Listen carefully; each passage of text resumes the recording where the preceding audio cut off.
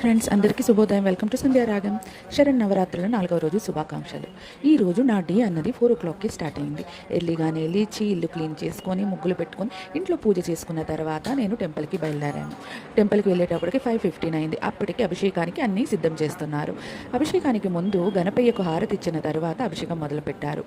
ఈరోజు అభిషేకంలో విశేషం ఏమంటే అమ్మవారితో పాటు సుదర్శన చక్రానికి కూడా అభిషేకం చేశారు.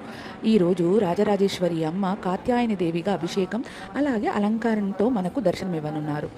సో ఈరోజు అభిషేకం అన్నది కొంచెం స్పెషల్గానే అనుకోవాలి. ఎందుకంటే ఈ 2 days రాజరాజేశ్వరి అమ్మ వివిధ రకమైన అమ్మవారి రూపంలోకి వచ్చి అభిషేకం జరిపించుకున్నారు. సో ఈరోజు మాత్రం సుదర్శన చక్రానికి కూడా అభిషేకం జరిగింది.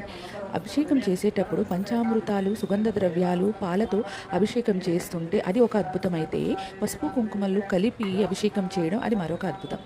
అభిషేకం అనంతరం అమ్మవారిని కాత్యాయని రూపంగా అలంకరించడానికి సిద్ధం చేస్తున్నారు. అమ్మవారి అభిషేకం తరువాత శివయ్యకు కూడా అభిషేకం జరిగింది.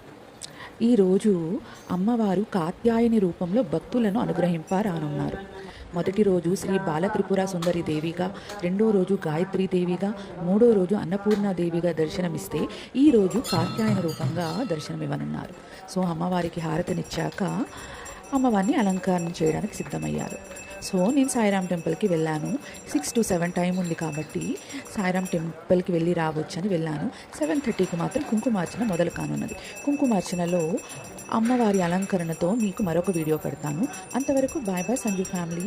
ప్లీజ్ నా ఛానల్ని సబ్స్క్రైబ్ చేసుకోండి, అలాగే లైక్ చేసి షేర్ చేయండి. మరొక అందమైన వీడియోతో మళ్ళీ మేము ముందుంటాను. అలాగే శరన్నవరాత్రుల 4వ రోజు శుభాకాంక్షలు. ఆ అమ్మ మీకు ఆయురారోగ్యాలను అష్ట ఐశ్వర్యాలను అలాగే సుఖశాంతులను ఇవ్వాలని మనస్ఫూర్తిగా కోరుకుంటున్నాను. మరొక అందమైన వీడియోతో మళ్ళీ కలుద్దాం. అంతవరకు బాయ్ బాయ్ సంజు ఫ్యామిలీ.